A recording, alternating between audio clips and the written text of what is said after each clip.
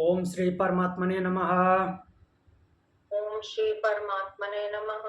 अथ वेदांत दर्शन अथ वेदांत दर्शन शांति पाठः। शांति पाठः। ओम पूर्णमद पूर्णमद पूर्णमिदं पूर्णमिदं पूर्णात् पूर्णमुदच्यते पूर्णात् पूर्णमुदच्यते पूर्णस्य पूर्णमादाय पूर्णस्य पूर्णमादाय पूर्णमेवावशिष्यते। पूर्णमेवावशिष्यते।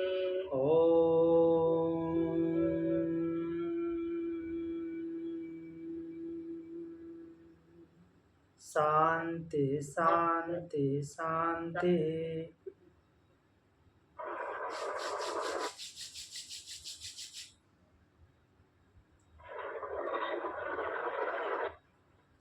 तो हम अपने मूल पाठ पे चलते हैं।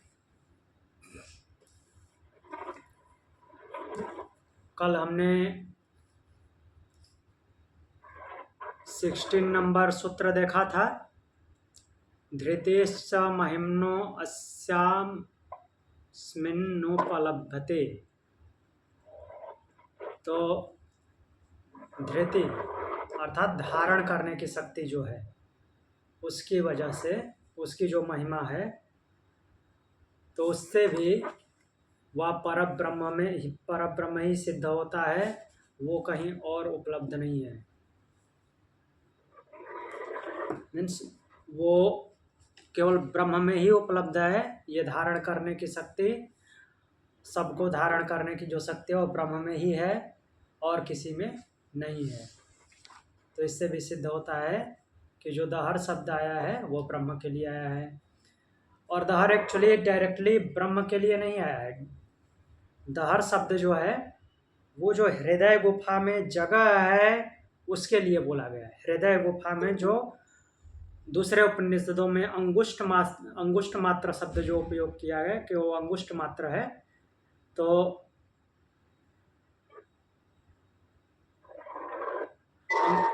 उस अंगुष्ठ मात्र जगह के लिए दहर शब्द आया है। तो फिर भी प्रश्न उठता है कि वो छोटे से जगह में रह कैसे सकता है। तो उसका वो महिमा, उसकी महिमा बताई गई है। तो दहर शब्द उसी से कनेक्ट किया गया है कि ये दहर शब्द जो है वो ब्रह्म के लिए आया है। मीन्स वो जगह ब्रह्म के लिए है, और इसलिए वो दहर शब्द आया है कि ब्रह्म का विस्तार भी आकाश की तरह है, और सूक्ष्मता इतनी है कि छोटे से जगह में भी, अत्यंत सूक्ष्म जो हमको पता भी नहीं चलता, उसमें भी वो आ सकता है।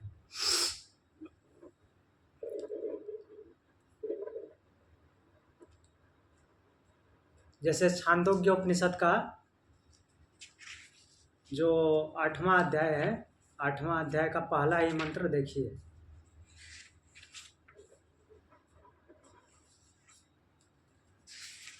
8वें अध्याय का पहला मंत्र, हरि ओम अथ यदिदम अस्मिन् ब्रह्मपुरे दहरम पुंडरीकम वेश्य दहरो अस्मिन् अंतराकाश तस्मिन् यदन्तस्तदन्वेष्टव्यम तद्वाव विजिज्ञासितव्यम इति। तो अथ यदिदम अस्मिन् ब्रह्मपुरे, तो इस ब्रह्मपुर के भीतर जो दहरम पुंडरीकम, दहरम पुंडरीकम, पुंडरीक मतलब कि कमल जैसा, कमलाकार, कमल के आकार का। दहरम मीन्स छोटा सा, सूक्ष्म, अति सूक्ष्म। और इसमें फिर क्या है, दहरो अस्मिन अंतराकाश, इस उसमें जो सूक्ष्म आकाश है, मीन्स दहर एक्चुअली उस ब्रह्म की सूक्ष्मता का वर्णन कर रहा है।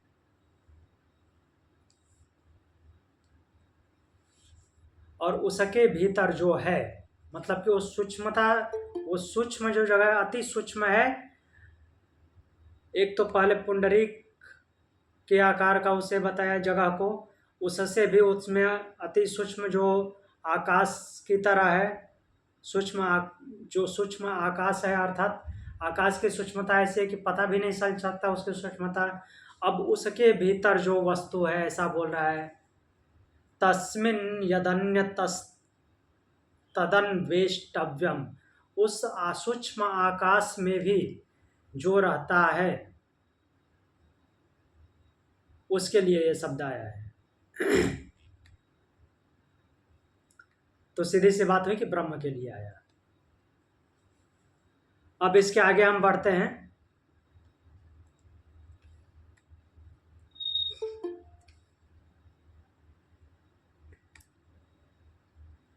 अगला सूत्र है प्रसिद्धेश्च। प्रसिद्धेश्च मतलब कि ऐसा प्रसिद्ध है। कैसा प्रसिद्ध है? जैसा बाकी सब मंत्रों में अलग अलग नाम से उसको बोला जाता है, वैसा ही प्रसिद्ध है। तो इसमें आकाश शब्द लिया हुआ है पहले ही मंत्र में, तो आकाश को ही उपमान बना करके, अर्थात उसको लक्ष्य बना करके बोल रहे हैं कि आकाश शब्द परमात्मा के अर्थ में प्रसिद्ध है। इस कारण भी जो दहर है वह परब्रह्म के लिए है। तो देखते हैं, तैत्तरीय उपनिषद का एग्जाम्पल ले रहे हैं। यहाँ पे पहले मंत्र में ही यदिदम अस्मिन ब्रह्मपुरे दहरम पुंडरीकम वेश्य दहरो अस्मिन अंतराकाश जो बोला गया है, तो मतलब कि दहर रूपी आकाश सूक्ष्मता में, तो आकाश शब्द परमात्मा के अर्थ में प्रसिद्ध है। ऐसा है जैसा कि तैत्तरीय उपनिषद के 2.7.1 में बोला गया है। तैत्तरीय उपनिषद का 2.7.1।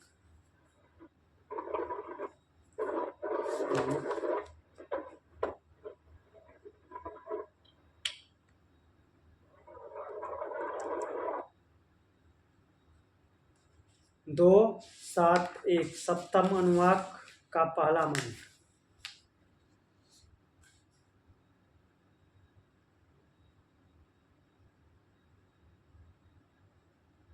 तैत्तरीय उपनिषद 2.7.1। 1 मिनट।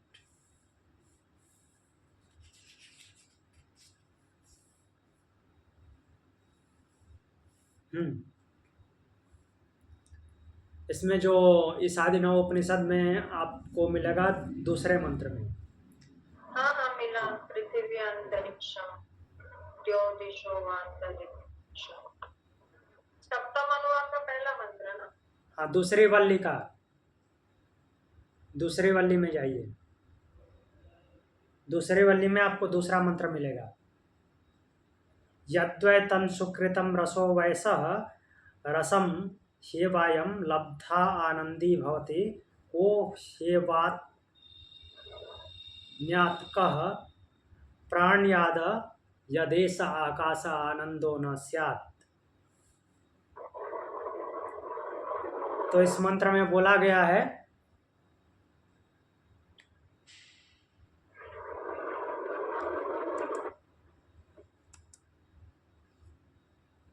कि यद्वै तत्सुकृतम रसो वैसः, निश्चय ही वह सुकृत है, वही रस है। क्योंकि अयम रसम लब्ध्वा एव आनंदी भवति, इस रस को प्राप्त करके, इस रस का लाभ प्राप्त करके ही आनंद युक्त होता है। कौन आनंद युक्त होता है? जीवात्मा। यदि एष आकाशः आनंदः न स्यात्, यदि वह आकाश आनंद नहीं होता, यदि वह आनंद रूप आकाश नहीं होता, तो क्या आकाश आनंद रूप है? ये जो भूताकाश है आनंद रूप है? नहीं है। तो यहाँ पे आकाश शब्द किसके लिए आया है? ब्रह्म के लिए, क्योंकि आनंद रूप तो केवल ब्रह्म ही है। कल ही हमने देखा था, न प्रकृति के पास आनंद है, न जीवात्मा के पास आनंद है। आनंद किसके पास है? ब्रह्म के पास। तो इस सूत्र में भी, इस मंत्र में भी बोला गया है कि यत एष आकाशा आनंद न स्यात्, यदि वह आकाश आनंद रूप न होता, तो आकाश शब्द आया है ब्रह्म के लिए, तो क एव अन्यात्, तो कौन रह सकता था, अर्थात कौन जीवित रहता, क प्राण्यात, और कौन प्राणी तो होता ही, ऐसा एव आनंदयति, यह परमात्मा ही सबको आनंद प्रदान करता है। लास्ट में क्लियर किया गया है। तो आकाश शब्द जैसे कि परमात्मा के लिए आया है, तो वैसे ही यहाँ पे दहर शब्द परमात्मा के लिए आया है। तो फिर बोल रहे हैं कि छांदोग्य उपनिषद का 191 पहले चैप्टर का ही 9वां खंड, छांदोग्य उपनिषद, प्रथम अध्याय 9वां खंड का पहला मंत्र। यहाँ से एग्जाम्पल ले रहे हैं। तो पहला मंत्र है अस्य लोकस्य का गतिरित्याकाश इति होवाच सर्वाणि ह वा इमानि भूतान्याकाशादेव समुत्पद्यन्त आकाशं प्रत्यस्तम यन्त्याकाशो शेवैभ्यो परायणम। यहाँ पे भी आकाश शब्द लिया गया है उसी ब्रह्म के लिए। अस्य लोकस्य का गतिरित्याकाश इति होवाच सर्वाणि ह वा इमानि, इस लोक की क्या गति है, ऐसा प्रश्न किया गया है। इस लोक की क्या गति है, इस पर जो प्रवहण है वो बोलते हैं कि क्या बोल रहे हैं, इत्याक गतिर इति, फिर बोल रहे हैं आकाश इति होवाच सर्वाणि ह वा इमानि भूतान्याकाशादेव समुत्पद्यन्त आकाशं प्रत्ययम् यत्याकाशो शेवैभ्यो। तो आकाश क्योंकि यह संपूर्ण भूत आकाश से ही उत्पन्न होते हैं। पहले क्या बोल रहे हैं कि इस लोक की क्या गति है, तो प्रवाहण उत्तर दे रहे हैं आकाश, इसकी गति आकाश है। तो प्रवाहण यहाँ पे उपदेश देने वाले हैं और उपदेश को श्रवण करने वाले हैं शालावत्य। तो वो उनसे बोल रहे हैं कि पहले वो पूछ रहे हैं कि इस लोक की क्या गति है, तो प्रवाहण उत्तर देते हैं आकाश, आकाश ही इसकी गति है। तो क्या भूताकाश गति है, पंचभूतों वाला आकाश है? नहीं, ब्रह्म ही उसकी गति है। गति मतलब कि लास्ट डेस्टिनेशन ब्रह्म है। बोल रहे हैं कि ये जो भूताकाश है, भूतान्याकाशादेव, तो भूताकाश संपूर्ण सब कुछ क्या है कि भूत आकाश से उत्पन्न होता है। सारे भूत मतलब सारे प्राणी, सॉरी भूत आकाश मतलब ये वाला नहीं, सारे भूत जो है आकाश से उत्पन्न होते हैं। कहने का तात्पर्य ये है कि सभी प्राणी ब्रह्म से उत्पन्न होते हैं। उस पहले उपनिषदों में आया है, उसने इच्छा किया बहुत हो जाऊं, अर्थात उसने सबको उत्पन्न किया है। तो सभी प्राणी उसी आकाश से उत्पन्न होते हैं, आकाश में ही लय होते हैं, अर्थात आकाश में ही विलीन हो जाते हैं। और आकाश ही इनसे बड़ा है, इन सबसे आकाश ही बड़ा है, तभी तो धारण किया है। और आकाश ही इनका आश्रय है। तब तो दिमाग में ये भी चल रहा है कि चारों तरफ तो आकाश ही फैला हुआ है, तो आकाश में ही उत्पन्न होना, आकाश में ही विलीन हो जाना, तो उसको तो भूताकाश भी बोल सकते हैं, पंच महाभूतों वाला आकाश। लेकिन नहीं बोल सकते, क्योंकि ये पंच महाभूत वाला आकाश जो है वो प्रकृति का भाग है और वो बिना ब्रह्म के जड़ है।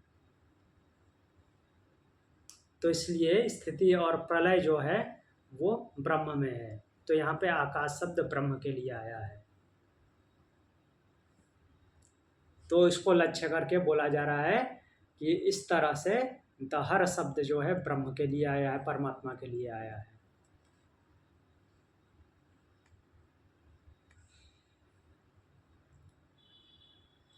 तो आगे संबंध जोड़ रहे हैं कि दहर शब्द से जीवात्मा ग्रहण क्यों नहीं किया जाए। तो इस पे बोल रहे हैं क्योंकि दहर यहाँ पे जो हृदय स्थान है, हृदय आकाश है, उसको बोला जा रहा है। तो उस जगह तो जीवात्मा में है, तो जीवात्मा क्यों न माना जाए। तो बोल रहे हैं कि इतर परामर्शात् स इति चेन्ना संभवात् चेतना इति। तो बोल रहे हैं कि यदि ऐसा कहा जाए, इतर परामर्शात्, दूसरे, इतर परामर्शात्, दूसरा परामर्श होने पर, ऐसा परामर्शित होने पर, अर्थात ऐसा संकेत होने के कारण कि कोई दूसरा है, स वही दहर नाम से कहा गया है, इति न, तो ऐसा कहना ठीक नहीं है। मीन्स ब्रह्म के अलावा कोई दूसरा है जो जिसको दहर नाम से बोला गया है, ऐसा अगर समझा जाए तो भी ये ठीक नहीं है। क्यों? असंभवात, क्योंकि जो उसके लक्षण बताए गए हैं वो किसी दूसरे में होना संभव नहीं है, ब्रह्म के अलावा किसी दूसरे में संभव नहीं है। तो इसलिए ब्रह्म के अलावा कोई किसी दूसरे के लिए दहर यूज ही नहीं हो सकता। इसके लिए छांदोग्य उपनिषद का 8.1.5 उदाहरण लेते हैं। 8.1.5 बोल रहे हैं,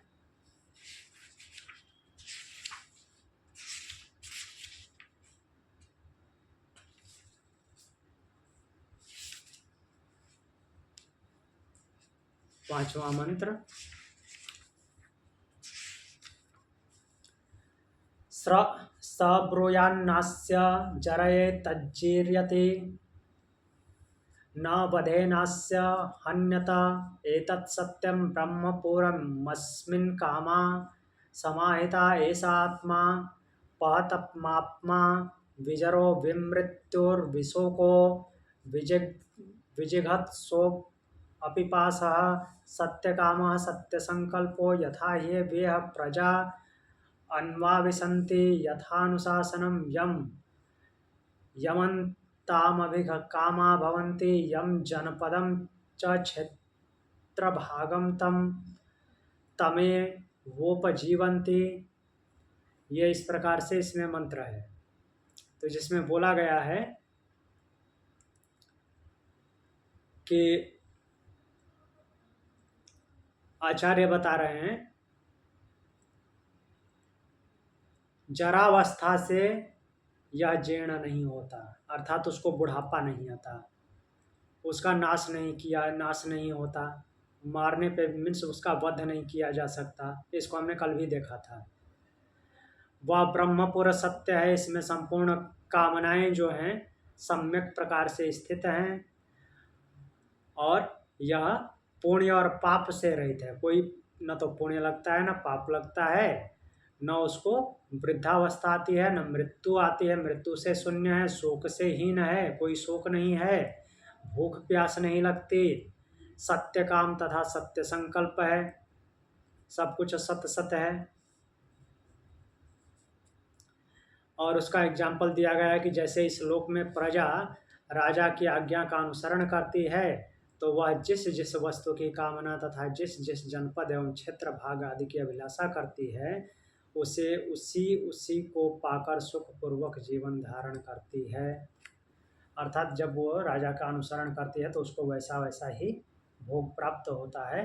तो इस मंत्र के अनुसार देह की जरावस्था से यह जीर्ण नहीं होता, अर्थात शरीर अगर जरावस्था में चला जाए तो वो जीर्ण नहीं होता, बुढ़ापा नहीं आता उसको, इस शरीर के बद्ध होने से उसका बद्ध नहीं होता। तो इस प्रकार से ऐसा पता चलता है कि यह जो बात बोली गई है, जो मीन्स दहर शब्द प्रयोग किया गया है, वो ब्रह्म के लिए आया है, न कि जीवात्मा के लिए, क्योंकि वहाँ पे उसकी अनित्यता बताई गई है।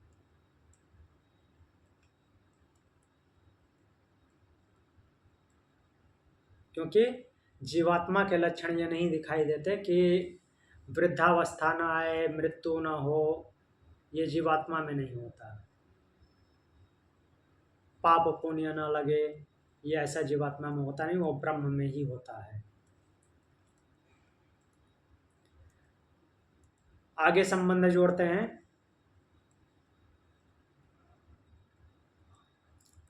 उत्तरा चेदा भूत स्वरूपस्तु। तो इस मंत्र से, इस सूत्र से बोलना चाहते हैं उत्तरा चेद, यदि चेदा, यदि ऐसा कहें उत्तरात, उसके बाद में जो भी वर्णन तहर शब्द मीन्स इसके बाद वाला जो वर्णन है, इसके बाद जो आगे बात बोली गई है दहर शब्द को लेकर के, तो अगर ऐसा लगे कि वो जीवात्मा का बोधक है, जीवात्मा सिद्ध होता है इससे कि जीवात्मा के बारे में बोला गया है,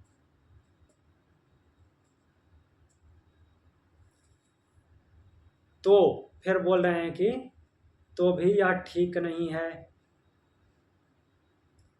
आविर्भूत स्वरूपा, आविर्भूत स्वरूपा मीन्स उस मंत्र में जो वर्णन आया है, तो मीन्स जो आविर्भूत है, जिससे आविर्भूत हो रहा है, जिससे सब कुछ उत्पन्न हो रहा है, वह आत्म तत्व है, वह जीवात्मा नहीं है। तो इसके आगे जो वर्णन है उसको देख लेते हैं हम क्या है। जैसे इसके लिए सुटेबल जो सूत्र उठाए हैं मंत्र, वह छांदोग्य उपनिषद का 3 अध्याय 8 का खंड 3 चौथा मंत्र है। अथ या एष संप्रसादो अस्मिन् शरीरात् समुत्थाय परम ज्योतिरूप संपद्य स्वेन रूपेणाभिनिष्पद्यत एषात्मेति होवाच तद अमृतं भयमेतद् ब्रह्मेति तस्य ह वा एतस्य ब्रह्मणो नाम सत्यमिति। तो बोल रहे हैं कि संप्रसादो, संप्रसाद हमने कल भी देखा था ये मंत्र। संप्रसाद अर्थात जीवात्मा के लिए आया है। उस किस जीवात्मा के लिए? उस जीवात्मा के लिए जिसकी अवस्था सुसुप्ति जैसी हो गई है, मीन्स समभाव से प्रसन्नता हो गई, प्रसन्नता उसकी समान भाव में आ गई है, न तो दुख का अनुभव न सुख का अनुभव। इस प्रकार से अनुभव होता है, सुख का अनुभव है, लेकिन वो फीलिंग कुछ एक्साइटमेंट नहीं हो रहा है, उसको समान भाव में हो गया है। तो उस समय शरीर से उत्थान करके परम ज्योति को प्राप्त होकर अपने स्वरूप से युक्त हो जाता है, अर्थात अपने आप को उस स्थिति वाला पहचान लेता है कि मैं वही हूँ, अर्थात वो ब्रह्म, अपने ब्रह्म स्वरूप को जान लेता है। तो बोल रहे हैं कि यह आत्मा यही अमृत है और अभय है, अर्थात वह आत्म तत्व, जब जो जीवात्मा है वो अपने आप को पहचान लेता है, जब वो संप्रसाद हो जाता है, अर्थात उसकी प्रसन्नता समभाव में आ जाती है, तो वह अपने आप को, अपने स्वरूप को, वास्तविक स्वरूप को पहचान लेता है, और वही आत्म तत्व जो है अमृत है, अभय है और वही ब्रह्म है, ऐसा यहाँ पे कहा गया है। और आचार्य बताते हैं कि वह ब्रह्म ही सत्य है, ऐसा बोला जाता है। एतस्य ब्रह्मणो नाम सत्यमिति।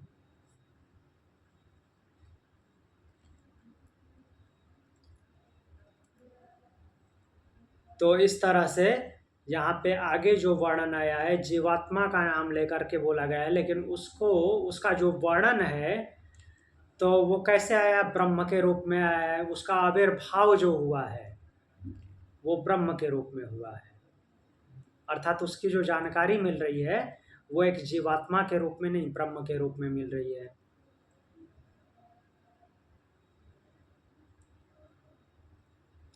तो इसलिए जो दहर शब्द है वो जीवात्मा का वाचक नहीं, ब्रह्म का वाचक है।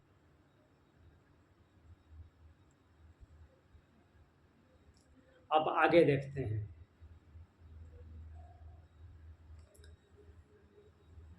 फिर आगे आता है कि यदि ऐसी बात है तो उक्त प्रकरण में जीवात्मा को लक्ष्य कराने वाले शब्दों का प्रयोग क्यों किया गया है?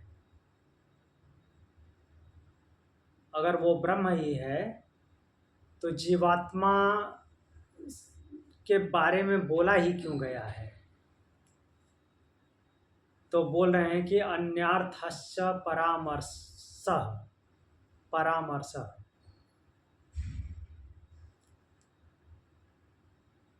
तो परामर्श शब्द का अर्थ इस प्रकार से निकाला गया है कि उसको लक्ष्य करके अर्थात उसको संकेतित करने से भी अन्य अर्थ उसको संकेतित करके दूसरा ही प्रयोजन, उसको दूसरे ही प्रयोजन के लिए प्रयोग किया गया है, न कि जीवात्मा के बारे में बताने के लिए। जीवात्मा का प्रयोग उस ब्रह्म को बताने के लिए किया गया है, क्योंकि ब्रह्म को सीधे सीधे नहीं बताया जा सकता, तो उसको माध्यम बनाना पड़ेगा। तो इसलिए जीवात्मा को माध्यम अगर बनाया भी गया है तो जीवात्मा को बताने के लिए नहीं, ब्रह्म को बताने के लिए किया गया है।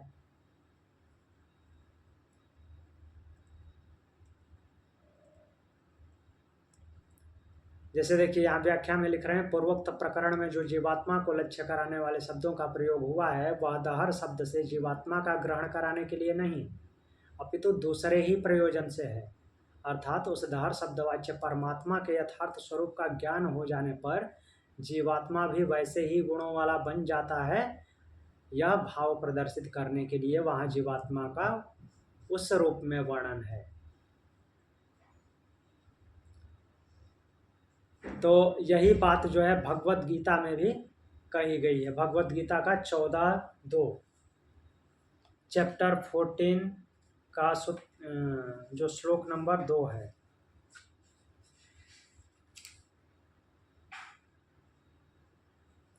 गुणत्रय विभाग योग का श्लोक 2 क्या बोल रहा है? भगवान बोलते हैं, इदं ज्ञानमुपाश्रित्य मम साधर्म्यमागता सर्गे अपि नोपजायन्ते प्रलये न व्यथन्ति च। तो बोल रहे हैं कि इदं ज्ञानमुपाश्रित्य, इस ज्ञान का आश्रय लेकर के, यही होगा ना, इस ज्ञान का आश्रय लेकर के मम साधर्म्य आगता, मेरे समान धर्म को जो आता है, अर्थात जो मेरी तरफ आता है, मेरे समान धर्म वाला जो हो जाता है, मेरे समान धर्म वाला हो करके, अर्थात मेरे जैसे लक्षण हैं, ब्रह्म के जो लक्षण हैं वैसे लक्षण वाला, अर्थात क्या हो जाता है? आनंद स्वरूप हो जाता है, सत्य चित्त आनंद स्वरूप, वही उसका धर्म है। तो साधर्म्य आगता, मम साधर्म्य आगता, मेरे समान धर्म वाला होकर के आता है। सर्गे अपि नोपजायन्ते प्रलये न व्यथन्ति च, वह प्रलय होने पर व्यथित नहीं होता। क्यों? क्योंकि अब वो मृत्यु से मुक्त हो चुका है, उसको मृत्यु का भय ही नहीं है, क्यों प्रलय होने से दुखी होगा? सर्गे अपि नोपजायन्ते, और सृष्टि में वो उत्पन्न नहीं होता, क्योंकि वो जन्म मरण की सीमा से मुक्त है। तो लक्ष्य किसको मीन्स संबोधित किसको किया गया है? जीवात्मा को, माध्यम जीवात्मा को बनाया गया, लेकिन जीवात्मा किस स्थिति में है? उस ब्रह्म की स्थिति में पहुंच गया है। तो इसलिए जो शब्द प्रयोग है, किसी शब्द को अगर लिया भी जाए तो ब्रह्म की विवेचना कर रहा है, न कि जीवात्मा की। आनंद की विवेचना कर रहा है ना। तो आनंद की विवेचना कर रहा है तो ब्रह्म की विवेचना कर रहा है, जीवात्मा की नहीं। भले ही वो जीवात्मा को लक्ष्य बना के बोला गया है, लेकिन जीवात्मा अब जीवात्मा की स्थिति में नहीं, ब्रह्म की स्थिति में है।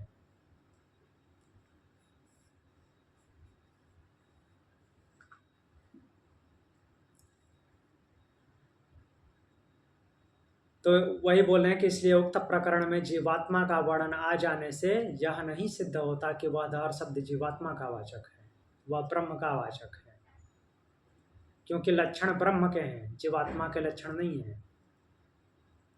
जन्म मृत्यु से परे हो जाना जीवात्मा का लक्षण नहीं, वो ब्रह्म का लक्षण है। ब्रह्म जन्म मृत्यु से परे है, कोई जीवात्मा जन्म मृत्यु से परे नहीं होता। वो जब तक जन्म मृत्यु में था तभी तक, जब तक सूक्ष्म शरीर था तभी तक जीवात्मा कहा जाएगा ना। सूक्ष्म शरीर से मुक्त हो गया तो वो जीवात्मा किस बात का, वो ब्रह्म हो गया, ब्रह्म में समाहित हो गया।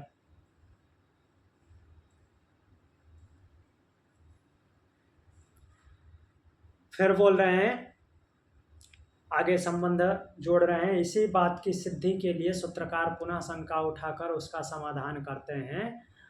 अल्पश्रुतेरिति चेतदुक्तमा।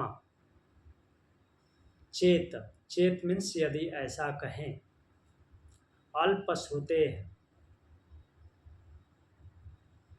कि श्रुते, श्रुति में, श्रुति में मतलब कि उपनिषद में उसे अल्प बताया गया, छोटा बताया गया है। दहर को, दहर की बात चल रही है, तो श्रुति में उस दहर को छोटा बताया गया है। इसलिए अब छोटा कौन होता है, ब्रह्म छोटा तो होता नहीं, तो उसकी जगह पे जीवात्मा को ग्रहण कर लिया जाए। इति, ऐसा मानना चाहिए। तदुक्तम, तो भी इसका उत्तर दिया जा चुका है ऊपर। अब ऊपर कहाँ दिया गया है, इसी ब्रह्म सूत्र के 1, 2, 7 पहले अध्याय के द्वितीय पाद का 7वां सूत्र इसकी व्याख्या करता है। तो पहले अध्याय के द्वितीय पाद के 7वें सूत्र पे चलते हैं। यह ध्यान रखना है, क्या बोल रहा है मंत्र, कि यदि ऐसा माना जाए कि श्रुति में तो उसको अल्प बताया गया, छोटा बताया गया है, तो उसको हम ब्रह्म कैसे माने, तो इसका उत्तर दिया जा चुका है 1, 2, 7 में कि कैसे उसको ब्रह्म मानना है। छोटा बताया गया, ठीक है, देखते हैं 1, 2,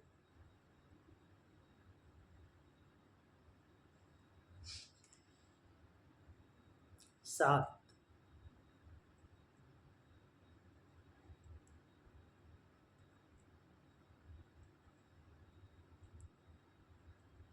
एक, दो, 7 देखिए सूत्र क्या है, अर्भकौकस्त्वात् तद्व्यपदेशाच्च नेति चिन्ह निश्चायत्वादेवं व्योमवच्च चेत।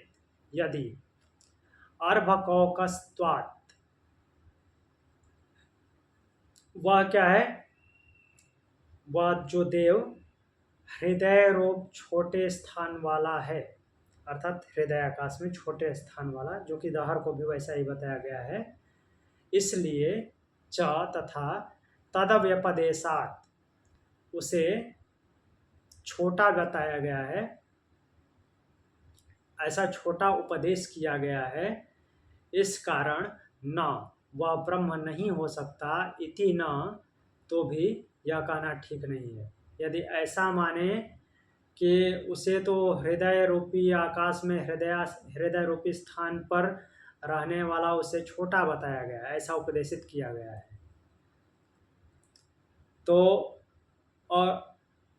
तो ऐसा समझे कि वह ब्रह्म नहीं हो सकता, तो भी यह ठीक नहीं है। क्यों ठीक नहीं है, निचायत्वात्,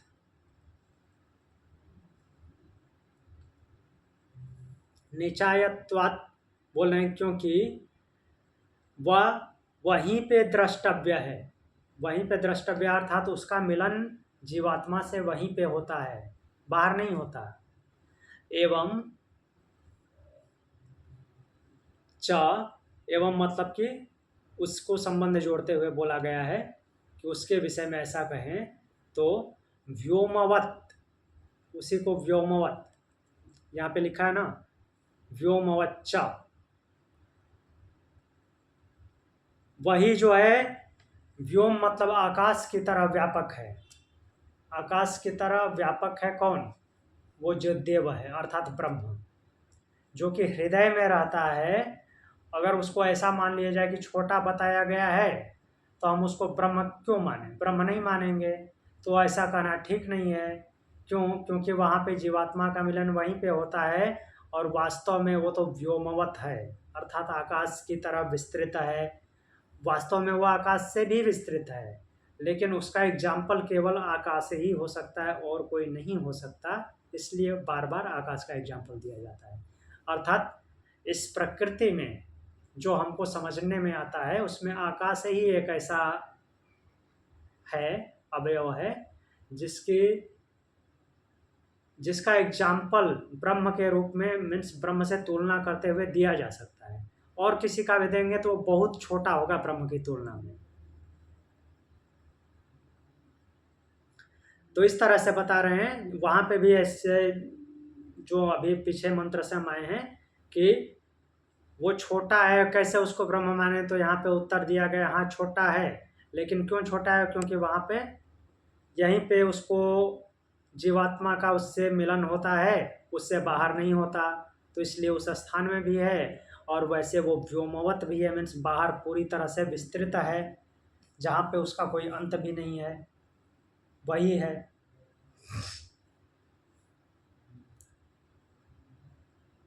तो ऐसा उसको बताया गया है।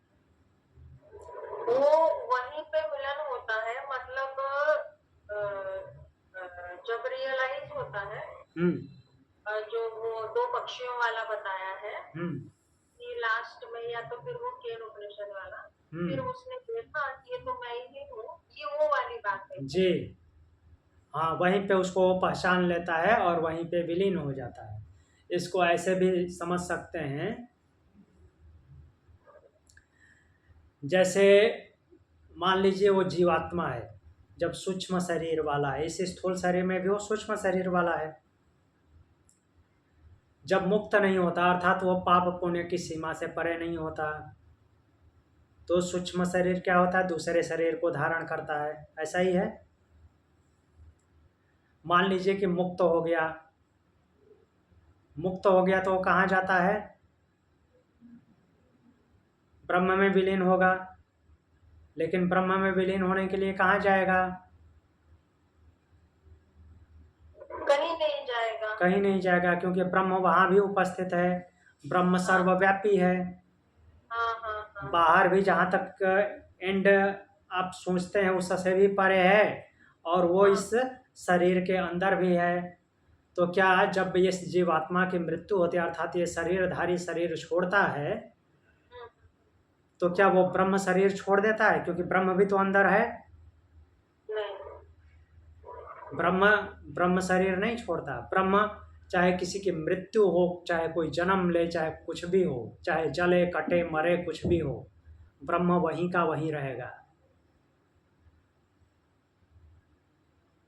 ब्रह्म अचल है, वो सर्वव्यापी है, तो क्यों इधर उधर मूव करेगा?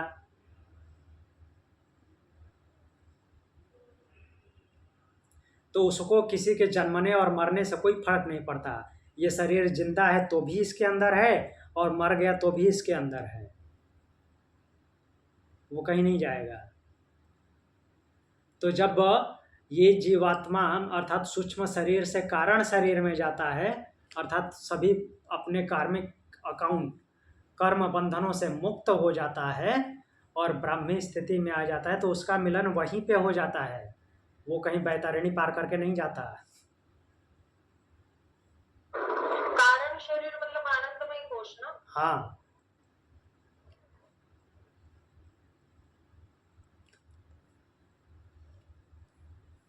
क्योंकि ब्रह्म वहीं पे उपस्थित है। और ब्रह्म हर एक पिंड में, हर एक कण में, हर एक सेल में उपस्थित है। वो क्यों जाएगा? उसको किसी की मृत्यु और जन्म से कोई फर्क नहीं पड़ता। ऐसा नहीं कि मर गया तो उससे बाहर निकल जाएगा। वो सारे सभी महाभूतों में है, चाहे चर हो चाहे अचर हो। केवल चर में वो विद्यमान नहीं, अचर में विद्यमान है। तो ये शरीर मर गया तो अचर है, जिंदा है तो चर है। उसको चर और अचर से कोई फर्क नहीं पड़ता।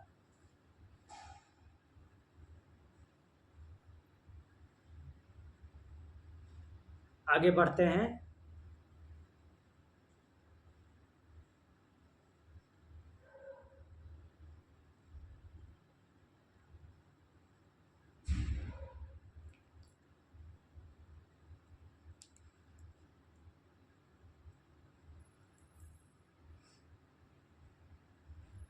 ये पढ़ रहे थे ना, अल्प श्रुते रीति चेतदुक्तम।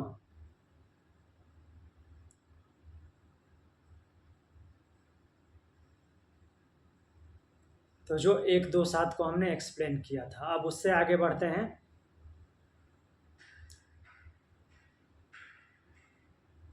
बोल रहे हैं कि पूर्व सूत्र में उठाई हुई शंका का उत्तर प्रकारांतर से दिया जाता है, अर्थात आगे भी दिया जा रहा है।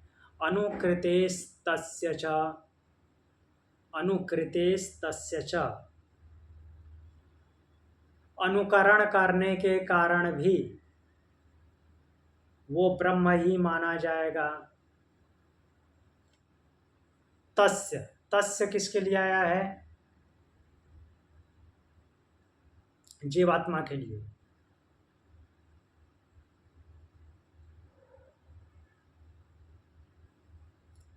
तो जीवात्मा का अनुकरण करने के कारण भी वो क्या है कि वो ब्रह्म ही माना जाएगा।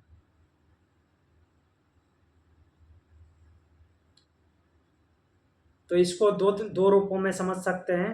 एक तो सीधे सीधे सूत्र के अनुसार से जो सीधा सीधा अर्थ निकल रहा है कि उस जीवात्मा का अनुकरण करना, अनुकृति होना। कहने का तात्पर्य है कि जिस शरीर में प्रवेश करता है उस शरीर के भाव से भावित हो जाता है, अपर रूप में, जीवात्मा के रूप में। जीवात्मा को शक्ति प्रदाता कौन है? परमात्मा। तो उस रूप में वो अल्प है, लेकिन है वहां पे भी परमात्मा है, विद्यमान है। दूसरा अर्थ ऐसा भी ले सकते हैं कि वो जीवात्मा उसी का अनुकरण करता है, अर्थात परब्रह्म का अनुकरण करता है। परब्रह्म ही उसका लक्ष्य है, ऐसा बोल सकते हैं। अर्थात उसकी डेस्टिनी क्या है? परब्रह्म है। तो दोनों तरह से वो परमात्मा ही है। जो भी शब्द आ रहा है वो परमात्मा के लिए है।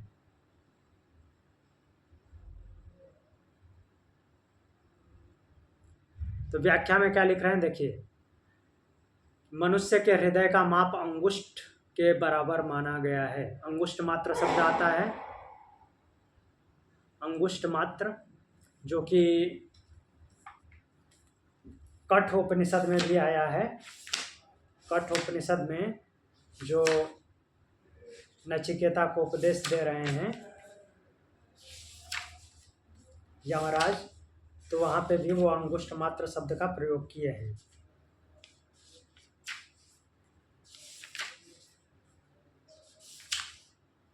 तो वहां पे जो अंगुष्ठ मात्र शब्द आता है, तो अंगुष्ठ मात्र उस ब्रह्म का आकार नहीं बताया गया है। सूत्र में या मंत्र में ऐसा सीधे सीधे नहीं बोला गया कि अंगुष्ठ मात्र उसका साइज नहीं है। उसका साइज कैसे हो सकता है? उसका साइज कुछ भी नहीं है। ये जो हृदयाकाश जगह जो होता है, वो अंगुष्ठ मात्र में से उसका आकार लगभग अंगूठे जैसा होता है, अंगूठे के बराबर। वो ब्रह्म कैसे अंगूठे जैसा होता है? तो उस जगह में रहने के कारण, अर्थात उस जगह में विद्यमान होने के कारण उसको अंगुष्ठ मात्र बोला जाता है। ये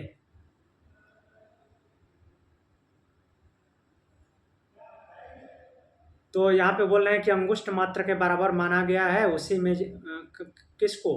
हृदय को, अर्थात जो ये बुद्धि का स्थान है, उसी में जीवात्मा के साथ परमात्मा के प्रविष्ट होने की बात श्रुति में इस प्रकार बताई गई है। वहीं पे उसका मिलन होता है जीवात्मा का परमात्मा से। तैतरीय उपनिषद का 2:6।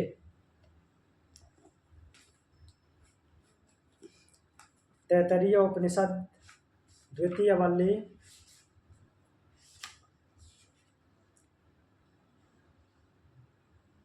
का 6ठा अनुवाक। तत्सृष्ट्वा तदेवानुप्राविशत्।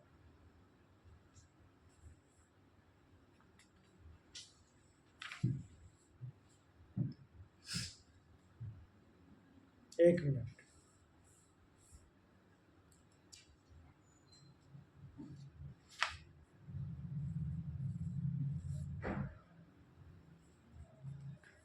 तो हाँ, ये तैतरीय उपनिषद के अनुवाकों में मंत्र संख्या नहीं दी जाती है, बट जो इस आदि 9 उपनिषद जो आपके पास बुक है उसमें 3rd नंबर मंत्र में आप देख सकते हैं। सो अकामयत बहुश्याम प्रजायेति स तपो अतप्यत स तपस्तप्त्वा इदं सर्वं सृजत यदिदं किंच तत्सृष्ट्वा तदेवानु प्रविशत् तदुन्न प्रविश्य सच्च त्वच्चाभवत् निरुक्तं च निलयनं च अनिलयं च विज्ञानं च सत्यं च अनृतं च सत्यम् अभवत् यदिदं किंच तत्सत्यमित्याचक्षते तदप्येते श्लोको भवति। तो इसमें बोला गया है सो अकामयत। अकामयत मतलब कि उसने विचार किया। अ शब्द आया है यहाँ पे, अकामयत के पहले अ लगा है, उसका मतलब ये नहीं समझना है कि नकारात्मक है, मना किया गया है। अ शब्द जब पहले आता है तो वो पास्ट टेंस बन जाता है। तो उस परमेश्वर ने अर्थात उस परमात्मा ने विचार किया। तो यहाँ जैसे संस्कृत अगर नहीं आती होगी तो मैं ज़बरदस्ती ये नहीं बोल रहा हूँ कि अकामयत फास्ट टेंस बन जाता। भगवत गीता का पहला मंत्र देखिए, पहला श्लोक। धर्म क्षेत्रे कुरुक्षेत्रे समवेतायुत्सव मामका पांडवाश्चैव किम अकुर्वत संजय। अकुर्वत शब्द आया है, क्या किया वो बताओ।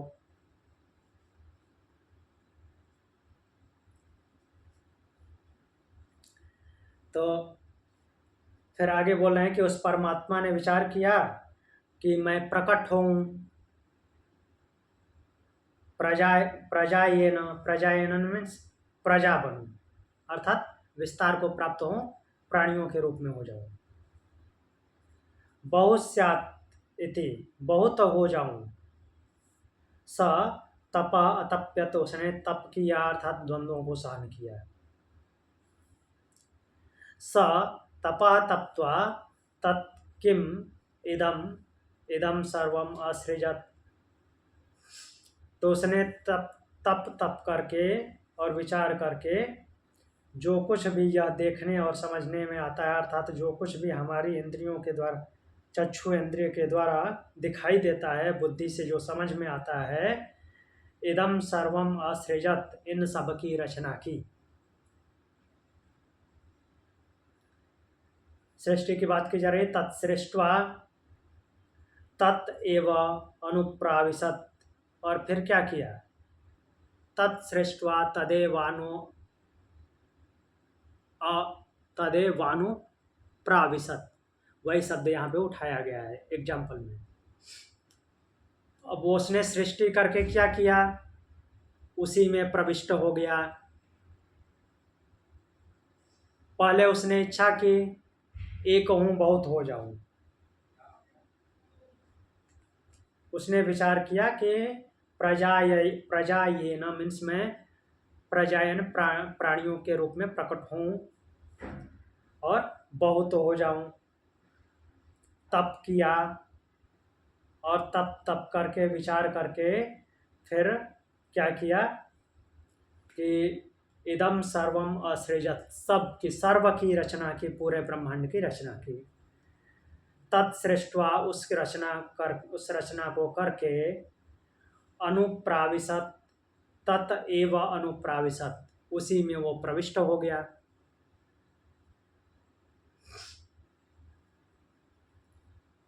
ऐतरेय ऋषि भी ऐसा ही बोलते हैं, उसने रचना की और उसी में प्रविष्ट हो गया।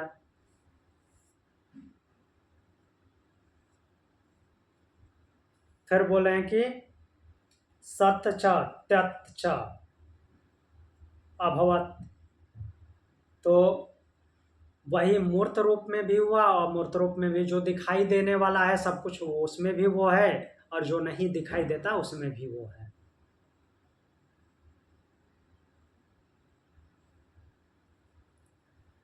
आगे बोलते हैं कि निरुक्तम च अनिरुक्तम च, जो बताने में आने वाला है, जिसको बताया जा सकता है उसमें भी वो है, और जिसको नहीं व्यक्त किया जा सकता वहां पे भी वो है, दोनों जगह है। निलयम च अनिलयम च, निलयम मतलब कि, निलय मतलब कि घर या आश्रय, रहने की जगह, और जहाँ पे रहने की जगह ना हो वहाँ सब मीन्स हर जगह वही है। विज्ञानम अविज्ञानम, जो जानने में आता है, जो हमारे जानने में आता है वहाँ पे भी वो है, नहीं जानने में आता है वहाँ पे भी वो है, अर्थात हमारी सीमा के बाहर भी वो है, पहुँच के बाहर है।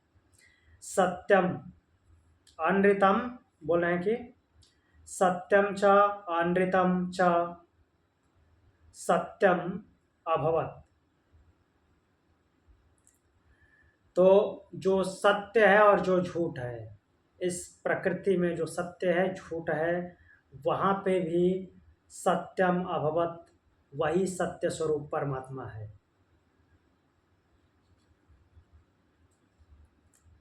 यत् किंच इदम, और जो कुछ भी, इदम मीन्स यहाँ पे है, अर्थात हमको दिखाई देता है या न दिखाई देता हो, जो कुछ भी अनुभव होता है वो तत्सत्यम, वह सब कुछ सत्य ही है, अर्थात वो ब्रह्म ही है।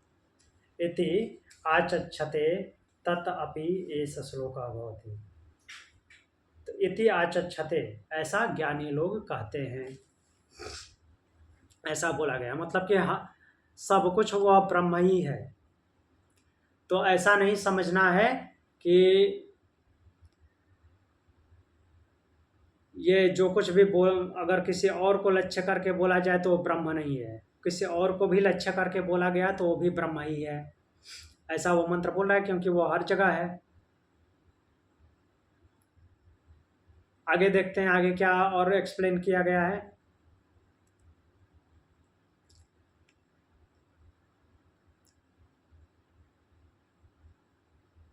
फिर बोल रहे हैं, छांदोग्य उपनिषद का एक एग्जाम्पल ले रहे हैं, 6ठे अध्याय का 3रा खंड 3रा मंत्र, छांदोग्य उपनिषद।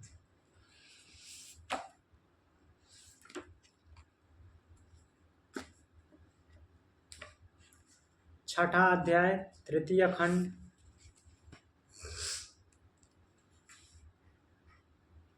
3रा मंत्र। तासाम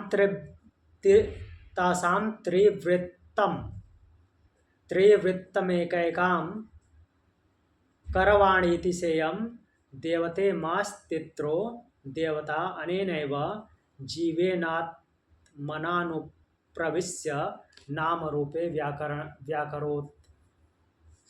तो इसमें बोला गया कि तासा त्रिवृतम एकैकाम,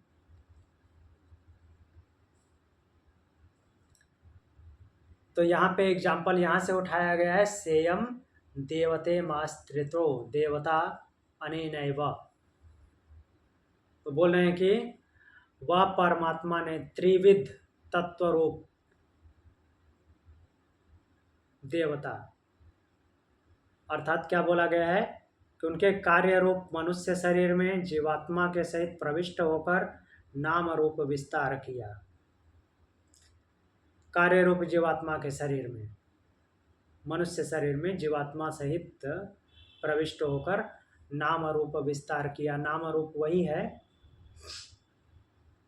कि अर्थात जो जो भी काम इससे क्रियान्वित तो होता है उसका एक नाम आता है। जैसे हमने नदी का एग्जाम्पल देखा था, समुद्र में विलय हो करके वो नाम और रूप हो जाता है, बट जब वो जीवात्मा को धारण करता है, अर्थात अभी हमने जो एग्जाम्पल देखा था तैत्तरीय उपनिषद के, कि उसी में प्रविष्ट हो जाता है। तो प्रविष्ट करके जो भी जिसको भी धारण करेगा तो उसके नाम और रूप वाला होता है,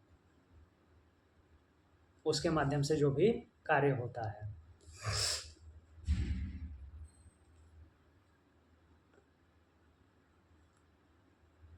फिर आगे बोलते हैं, अगला उदाहरण लेते हैं कठोपनिषद 1:3:1।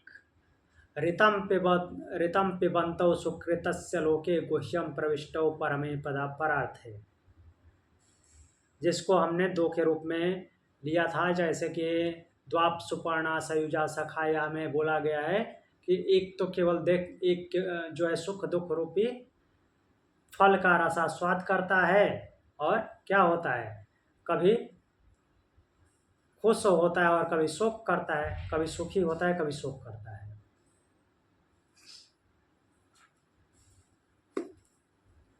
तो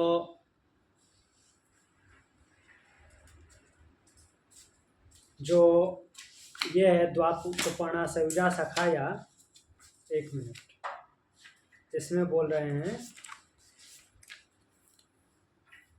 इसका दूसरा जो सूत्र, समाने वृक्षे पुरुषो निमग्नो अनीशया शोचति मुह्यमानः। कभी शोक करता है कभी मोहित होता है वहाँ पे। और उससे पहले बोले हैं कि समानम वृक्षम परिसस्व जाते तयोरन्य पिप्पलम स्वादयंतो न अस्नन् अन्यो अभिचाकसीति। एक जो है सुख दुख रूपी फलों का आस्वादन करता है और दूसरा कुछ न खाता हुआ अनशनन करता हुआ वो क्या है कि केवल देखता रहता है। लेकिन यहाँ पे बोला गया है ऋतं पिबन्तौ सुकृतस्य लोके गुहाम प्रविष्टौ परमे परार्धे। ऋतं पिबन्तौ, दोनों ऋत का पान कर रहे हैं। वो दो कौन है, एक आत्मा और एक मीन्स एक जीवात्मा और एक परमात्मा। तो एक तो वहाँ पे बोला गया कुछ खाता पीता नहीं है, दूसरा यहाँ पे बोला जा रहा है कि दोनों ऋत का पान कर रहे हैं, सत्य का पान कर रहे हैं, सत्य का पान कर रहे हैं।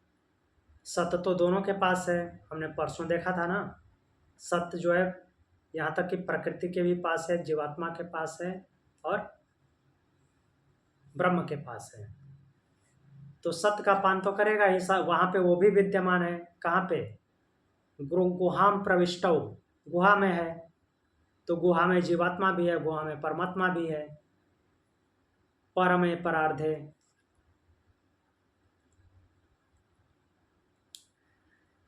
तो ऋतं पिबन्तौ, ऋत मतलब कि सत्य अर्थात शुभ कर्म। तो इसके वहाँ पे जो कि हृदयाकाश है, वहाँ पे बुद्धि रूप गुहा में छिपे हुए सत्य का पान करने वाले जीवात्मा और परमात्मा हैं।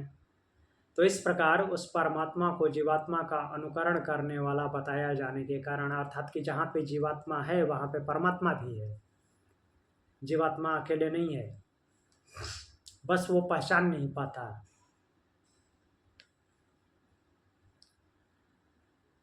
तो फिर इस हिसाब से उसको अल्प परिणाम वाला कहना ठीक है, कोई गलत नहीं है। लेकिन अल्प परिणाम वाला होने से इसका मतलब ये नहीं है कि वो ब्रह्म नहीं होगा। ब्रह्म क्या है कि अल्प से अल्प भी है और व्यापक से व्यापक भी है, कहना ये चाह रहे हैं।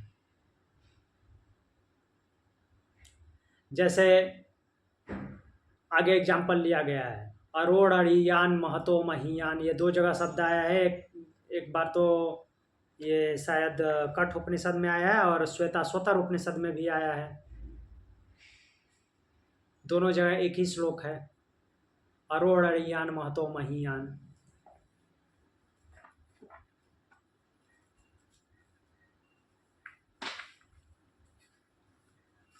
तो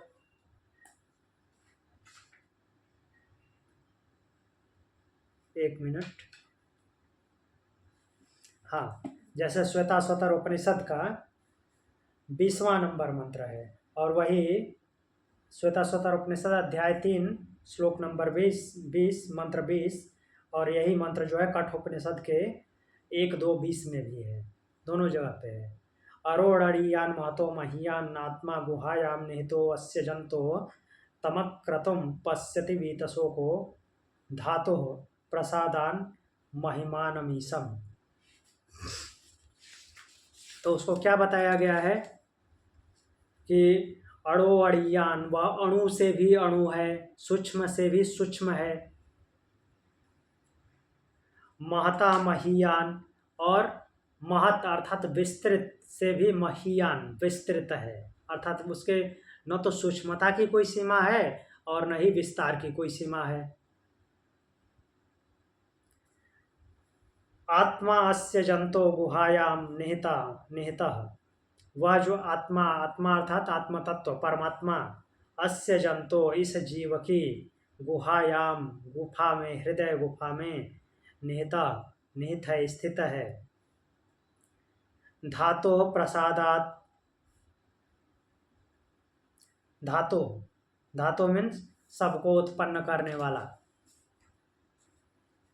प्रसादात, प्रसाद मतलब कि प्रसन्नता से, उसकी कृपा से, उसके प्रसाद से, तम अक्रतम ईसम, अक्रतुम तम अक्रतुम, उस जो कि अक्रतुम अपनी मर्जी से, मीन्स खुद के इसीत्व से जो कुछ नहीं कर सकता, अर्थात जिसके पास कुछ भी करने की शक्ति उस ब्रह्म से प्राप्त होती है, ईसम, उस परमेश्वर को, महिमानम, उसकी महिमा को, पश्यति, जब देख लेता है, कौन? जीवात्मा, जिसके पास अपनी मर्जी से कुछ करने की शक्ति नहीं है, वो शक्ति जो कुछ करने की होती है वो भी उसी से प्राप्त है, तो वो जब उसके प्रसाद से, उसकी कृपा से क्या करता है, ईसम, उस ईश को, उस शासन करने वाले को जब देख लेता है, उसकी महिमा को, पश्यति, उसकी महिमा को देख लेता है, अर्थात उसकी महिमा को जान लेता है। किस महिमा को? अरोड़िया महतो महीयान, जो कि अणु से भी अणु और महत से भी महत है, उसको जान लेता है, तो क्या होता है, वीत शोका, उसके शोक बीत जाते हैं, शोक समाप्त हो जाते हैं, शोक से रहित हो जाता है, अर्थात वो ब्रह्म को प्राप्त हो जाता है। ऐसा बताया गया है इसमें। तो इस तरह से कुल मिला करके कहने का भाव क्या है, इतनी बातों को बोल बोल करके क्या कहना चाहते हैं कि सब कुछ वह ब्रह्म ही है, और किसी भी रूप में उस किसी शब्द का प्रयोग किया जाए तो भी उसको ब्रह्म ही समझना है, कोई और नहीं। तो इस तरह से दहर शब्द का जो प्रयोग हुआ है वो ब्रह्म के लिए है। अब इसके आगे अपि च स्मर्यते, इसको हम कल देखेंगे, अर्थात बोल रहे हैं कि स्मृतियों में भी इसका प्रमाण ऐसे ही है, स्मृति का प्रमाण दे रहे हैं। स्मृति में क्या क्या आया है, अभी तक तो श्रुति का प्रमाण दे रहे थे, स्मृति को भी देख लेंगे, तो अब कल देखेंगे। आज के लिए इतना ही, प्रणाम, ओम शांति। कुछ पूछना है? ठीक है।